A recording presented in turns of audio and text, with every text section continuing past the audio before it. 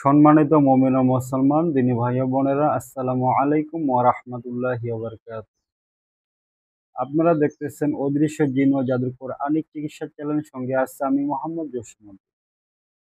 সম্মানিত হযরতগণ, আজকে আপনাদের মাঝখানে যে বিষয়টা এবং যে টপিকটা নিয়ে কথা বলবো, যে আপনারা জিনে আসর হওয়ার মূল কারণ কি এবং কি কি কারণে আপনারা জিনের আসর হতে পারেন, কি কি কারণ, কি কি লক্ষণ হলে আপনারা জিনের আসর হতে পারেন, এবং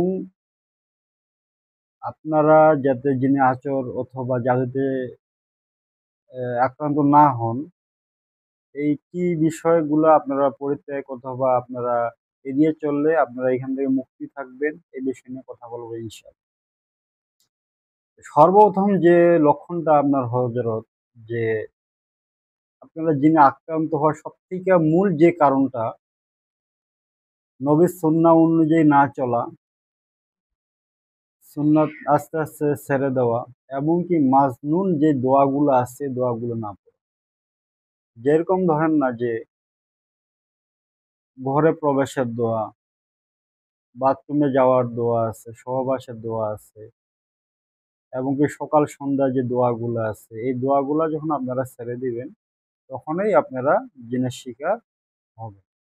এবং কি আপনার পাড়া প্রতিবেশী আত্মীয় স্বজন আপনাকে যদি কোনো রকম চালানকৃত জিন্নাত পাঠিয়েও দেয় আপনার ক্ষতি করার জন্য, আপনারা অবশ্যই 100% আপনারা সেই জিন্নাতে আপনারা আক্রান্ত হয়ে যাবেন।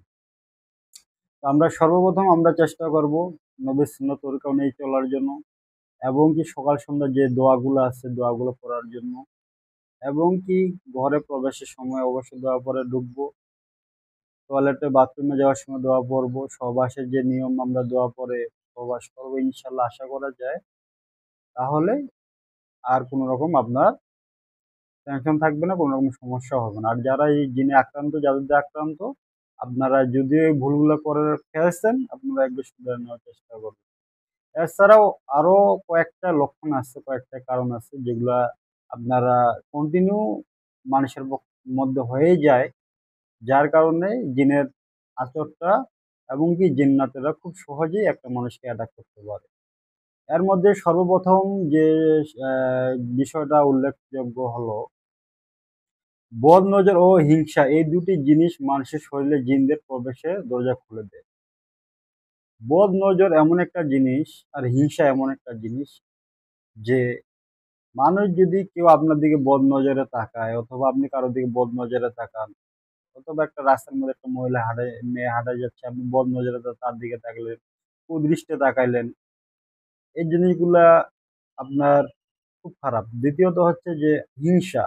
কোনো সময় বন্ধুগণ আপনারা হিংসা করবেন না।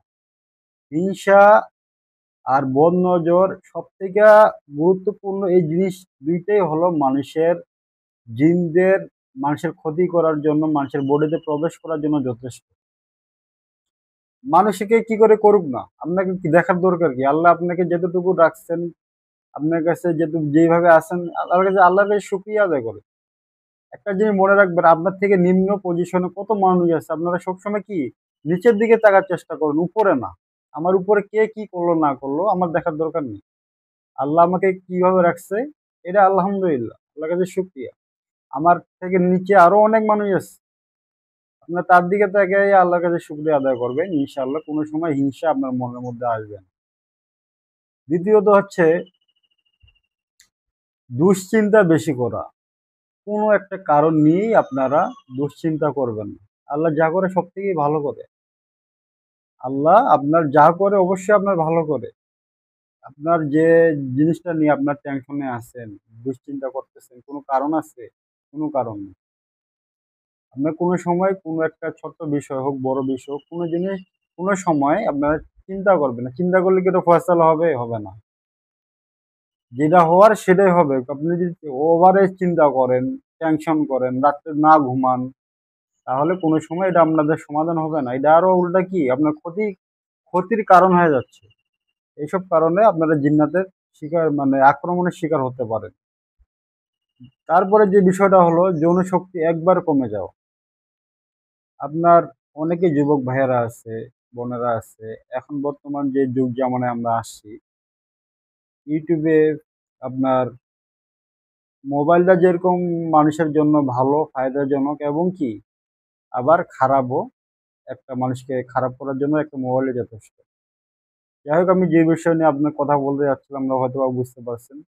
একাধিক যৌন যদি আপনার যৌনতা দুর্বল হয়ে যায় তাহলেই কিন্তু আপনি জিনে আক্রান্ত হতে পারেন। তারপরে যে বিষয়টা হলো সীমাহীন রাগ। আপনার রাগের যদি কোনো মাত্রা না থাকে, অতিরিক্ত রাগান মানে নিজেকে কন্ট্রোল না করতে পারেন, প্রচুর রাগ, এই রাগ কিন্তু আপনার জিন্নাতের আক্রমণ হওয়ার চান্স আপনার বেশি থাকে। সবসময় যেন নিয়ন্ত্রণ রাখবেন, নিজের রাগ কন্ট্রোল করার চেষ্টা করবেন, কোনো সময় অতিরিক্ত রাগ দেখাবেন না এবং অতিরিক্ত রাগান্বিত হবেন না, এতে আপনার নিজের ক্ষতি।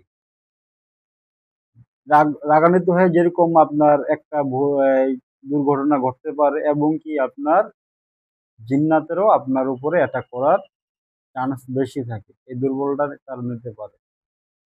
এরপরে কোনো ব্যক্তি শত্রুতা করে জিন চালান দিলেও কিন্তু আপনার জিনে আপনি আক্রান্ত হতে পারেন, অথবা আপনার গ্রামের অথবা আপনার প্রতিবেশী যে কেউ আপনাকে যদি শত্রুতামি করে জিন চালান করে দেয়, তারপরও আপনি জিনের আক্রমণ হতে পারে। এরপরে যে বিষয়টা হচ্ছে নিজের হিসাব না করে কোনো জিনের রোগীর চিকিৎসা করা। দেখা গেছে আপনি কিছু আয়াত পারেন, জিনকে কিভাবে শাস্তি দিতে হয়, জিনকে কিভাবে বন্দি করতে হয়, অথবা জিনকে কিভাবে ডাকতে হয়, এই জিনিসগুলো আপনি পারেন কিন্তু আপনার হেসান নেই। দ্বিতীয়, তারপর আরেকটা যে বিষয়টা যে অনেকেই গ্রাম অঞ্চলে দেখা যায় যে আপনার জিনে ব্যক্তি আক্রান্ত হয়ে গেছে, আমি কোরআনে কিছু আয়াত পারি, আমি তেলাওয়াত করে ফু দিচ্ছি, এতে কিন্তু দেখা যাচ্ছে উল্টা আপনি জিনের রুগীকে সুস্থ করতে গেছেন, উল্টা আপনি নিজেই বিপদে পড়ে যাবেন। অতএব অবশ্যই আপনাকে আগে হেসার করে নিতে হবে। হেসার কিভাবে করবেন এই বিষয়ে আমাদের ভিডিও দেওয়া আছে। নিজে পরিপূর্ণ প্রোটেকশন নিয়ে নিজের হেফাজত করে এরপরে আপনি আরেকজনের চিকিৎসা করতে পারেন। এই জিনিসগুলো অবশ্যই সবাই মাথায় রাখবেন। দ্বিতীয়ত হচ্ছে রুকাইয়া সম্পর্কে কিছু না জেনে জিনকে বশ করতে চাইলেও আপনি জিনের আক্রমণ হতে পারে। আপনার জিন সম্বন্ধে কোনো আইডিয়া নেই, অথবা জিনকে আপনি বশ করার বিভিন্ন ইউটিউবে ভিডিও দেখে আপনি জিনকে বশ করতে যাচ্ছেন, অথবা জিন বশ করার আমল করতেছেন, অথচ আপনি জানেন না যে এই আমলটা করলে আমার কি ক্ষতি হতে পারে এবং কি উপকার হতে পারে। জাস্ট খালি আপনি ভিডিও দেখে আপনি আমল করতেছেন। এরকম অনেকেই আছে যে আমাকে ফোন দিয়ে বলতেছে, হযরত আমি পরী সাধনা করতে যাচ্ছি, জিন সাধনা করতে যাচ্ছি। তো হযরত, খালি সাধনা করলে তো না, সাধনার মধ্যে যে গোপনীয়তা আছে সেগুলো তো ইউটিউবে কেউ বলে না। যার কারণে আপনারা সবাই যেকোনো একজন অভিজ্ঞ মোত্তাব্বিরের কাছে কোর্স করে যোগাযোগ করে আপনারা যদি আমল করবেন, কিন্তু নিজে নিজে পাকনামি করে যদি কোনো কিছু আমল করেন অথবা কোনো জিনের সাধনা করার চেষ্টা করেন, অবশ্যই আপনি ক্ষতিগ্রস্ত হবেন। যেগুলা যে বিষয়গুলো বলা হলো হযরত, আপনারা এই জিনিসগুলা মিলিয়ে নিবেন। ইনশাআল্লাহ আপনারা এগুলা যদি মেনটেন করে চলতে পারেন, আল্লাহর কাছে আশাবাদী ইনশাআল্লাহ আপনারা মৃত্যুর আগ পর্যন্ত কোনো সময় জিনের হাতে অথবা জাদুতে কোনো সময় আপনারা আক্রান্ত হবে না ইনশাআল্লাহ। তো আজ এই পর্যন্তই। আসসালামু আলাইকুম ওয়া রাহমাতুল্লাহি ওয়া